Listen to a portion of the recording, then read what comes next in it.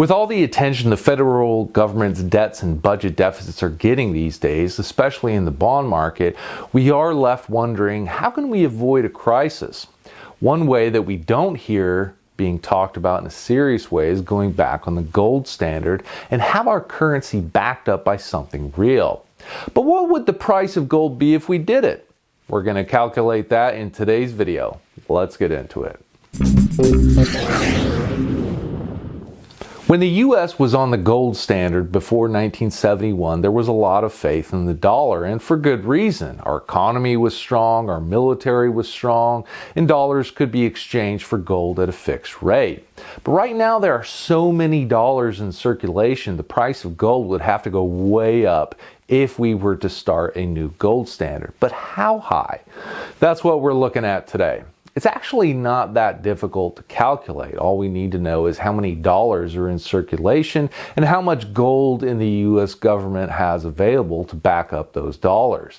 For the money supply, we can look at the M2 money stock measure from the Federal Reserve. It isn't an exact measure of every dollar in existence, but for our calculation today, it'll serve our purpose. According to the Fed, the M2 money stock is $21.8 trillion as of May 2025.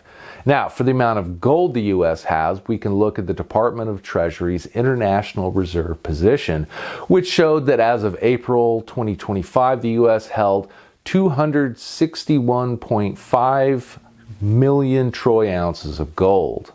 With this data in hand, it's a pretty simple calculation. Just divide the money supply by the gold supply and we get a gold price.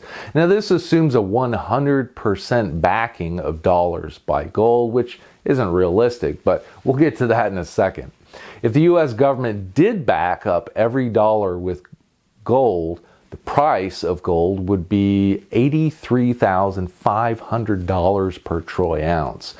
Just for reference, the price of gold around the end of May 2025 was about $3,400 per ounce.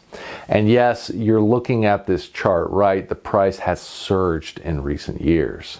$83,000 per ounce is a pretty steep gold price and shows how unrealistic it is to go back on the gold standard. There are just too many dollars out there to back them with U.S. gold.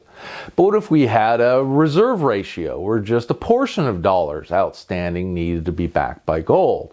We had something similar to this prior to 1971, where the Federal Reserve needed to have enough gold to back up 25% of its currency and deposits. If we did something like this, it's another simple calculation. Take 25% of the M2 money stock and then divide that by the U.S. gold holdings, and with that we get a gold price of about $20,900 per ounce. If we did go back on the gold standard to restore confidence in the US dollar, which again is not likely, a reserve ratio scheme is most likely what would be adopted. So we're looking at pretty much $21,000 an ounce to make that happen.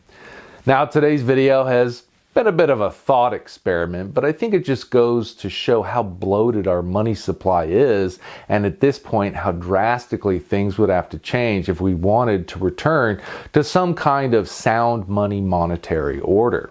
Today the dollar is backed up by nothing but faith in the dollar. Throughout history, gold has pretty much always played a role in financial systems, and we are in a unique period in human history when pretty much every currency in the world is not backed up by anything. How long do you think that can last? Let me know in the comment section down below. If you liked today's video, don't forget to hit that like button to support the channel and help it grow. Thanks for stopping by. I'll see you in the next video.